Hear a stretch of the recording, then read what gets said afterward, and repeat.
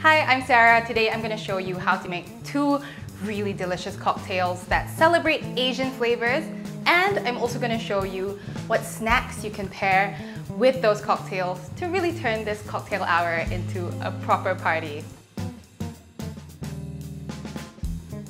My first cocktail is a sake-based sangria. I have the spirits here. Sake, of course. This is a nice one from Saito. It's a junmai sake, and for a touch of fanciness, it has some gold flakes inside. I think every cocktail should be special, so why not get a bit golden? The spirit base of this sangria is gin. Chris Shop, where I got my spirits from, they carry a really big selection of gin, including our local Singaporean gins, Tanglin Gin and Brass Lion Gin.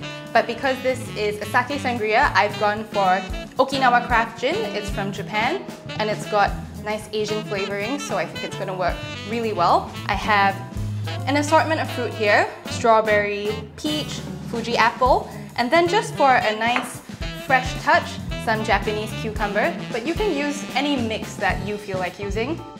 The first thing I want to do is get my spirit base in, which is this Okinawa Craft Gin. I want 1/4 cup of the gin, and then the whole bottle of sake goes in. Give it a shake just for those gold flakes. This Saito Junmai sake is on the drier side, so I definitely need to sweeten this. If you use a sweet sake, you don't have to sweeten it quite as much. So I'm just going to pour in the caster sugar. Using my bar spoon, I'm just going to stir that up until the caster sugar dissolves. It's so pretty with the gold flakes swirling around in there. This is really like a party in a jug. Now I'll add all this fruit. Cucumber and gin is such a classic pairing, so because I'm using gin as the spirit base in this sangria, I've got to have some Japanese cucumber in there. Just give this a little stir. I don't like to add ice to this because I don't want it to get diluted. Instead, I'll add ice to my serving glass, pour the sangria on, and then top with a little bit of soda water for that fizziness.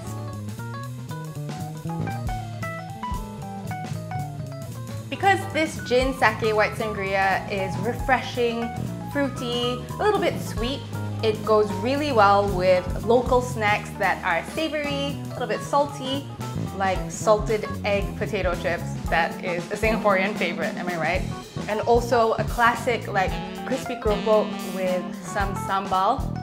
I got all these snacks on Chris Shop, and they pair perfectly with this lovely little number.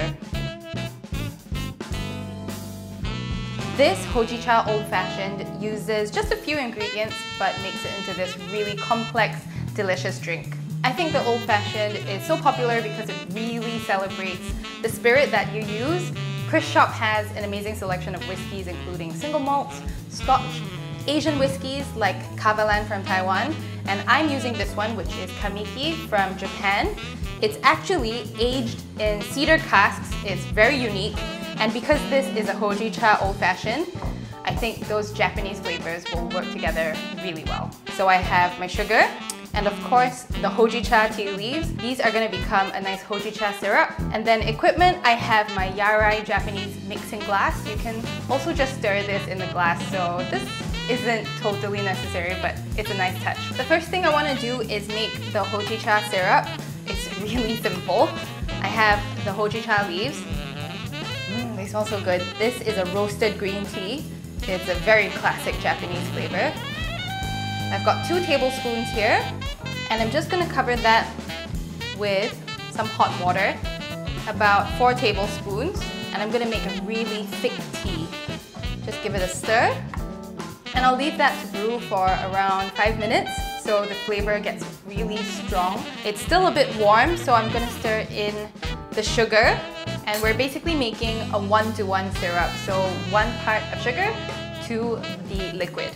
Just give it a stir until all the sugar has completely dissolved. And now I'll just strain this Hojicha tea syrup into another container.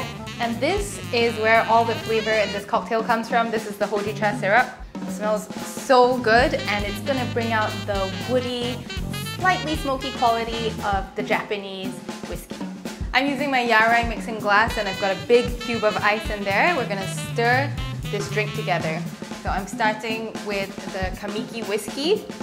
I want 2 ounces of the whiskey. And I have the hojicha syrup, which is cooled down. And now all I do is stir until the ice has melted a bit, diluted the drink, and it's really nice and cold. Now I'm ready to serve. I've got a rocks glass with a big cube of ice inside, and I'll just use my strainer to hold the ice in while I pour the old-fashioned into the glass. One final touch is the classic garnish for an old-fashioned cocktail, a little bit of orange zest.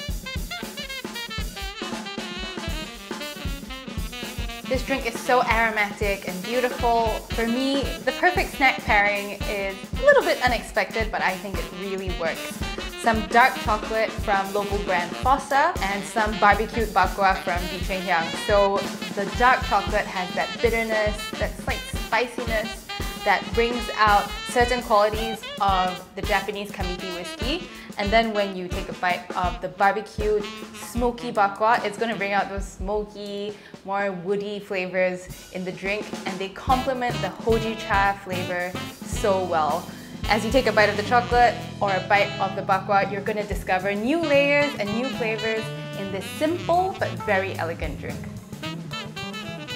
Thank you so much for joining me. I hope you enjoyed my cocktail recipes, the snack pairings, and I really hope you try these at home. All the spirits and the snacks that I use are from Chris' shop, and when you order from them, they'll deliver everything to your doorstep, so really, no sweat. I hope you try these at home. Cheers!